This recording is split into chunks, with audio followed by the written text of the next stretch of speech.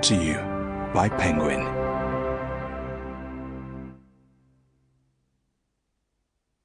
The Siege, written and read by me, Ben Macintyre.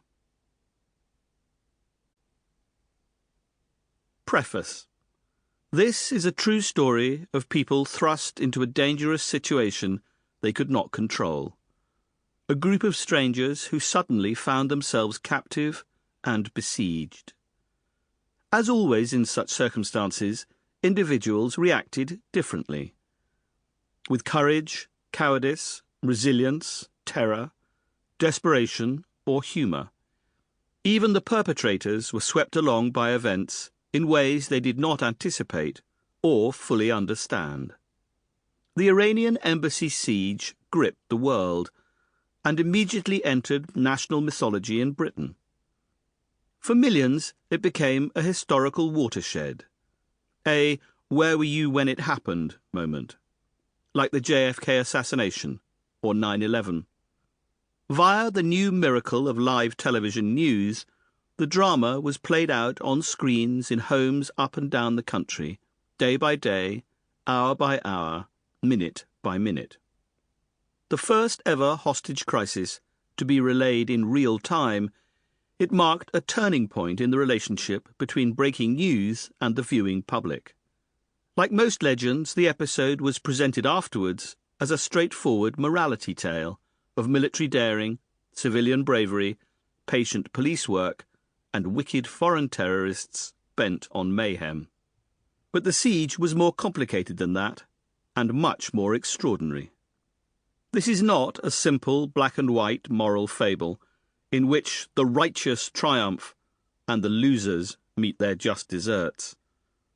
Rather, it is a tale of human error and unintended consequences, the self-replicating tragedy of man's inhumanity to man, and the collision of intolerant beliefs in an era of political, ethnic and religious violence.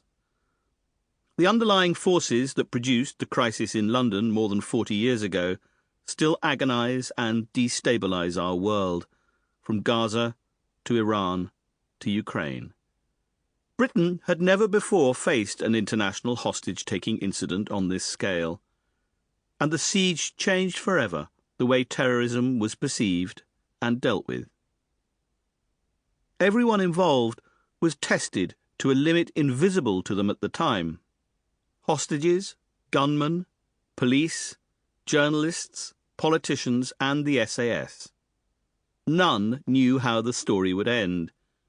These were ordinary people, making life or death choices based on instinct and character, for which no training is possible. There are few outright heroes or villains in the siege, only humans, fallible and unpredictable, struggling to survive and subdue a sudden, terrifying storm. This book offers just one universal truth. No one knows how they will respond to lethal jeopardy until they have to. Day 1, Wednesday. Chapter 1, 16 Prince's Gate. At 19:30, on Wednesday the 30th of April, 1980, a small, secret, and exceptionally well-equipped army rolled out of Bradbury Lines, the Special Air Service camp at Hereford. Locals tended to be over-curious about goings-on at the SAS camp, and so, to avoid attracting attention, the 7 white Range Rovers departed at irregular intervals from the 3 exits, 3 men lying under blankets on the back seat, with 2 in the front. These were followed by 2 white Ford transit vans and 2 large yellow furniture lorries. This small convoy carried 45 soldiers in civilian clothes, and enough weaponry to fight a medium-sized war.